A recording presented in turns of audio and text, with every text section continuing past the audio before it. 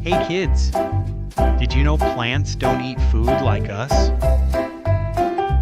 They don't use plates and they don't use spoons either. So how do plants grow big, strong, and healthy?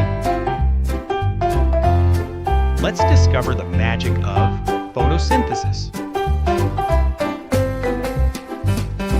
Photosynthesis means plants make their own food. They use sunlight, water, and air. All of this happens inside their green leaves. First ingredient, sunlight from the sun. Second ingredient, water from the soil. Third ingredient, carbon dioxide from the air. The leaf mixes everything together like a tiny food factory. Inside the leaf, something amazing begins. The plant makes food called glucose, and it releases oxygen for us to breathe.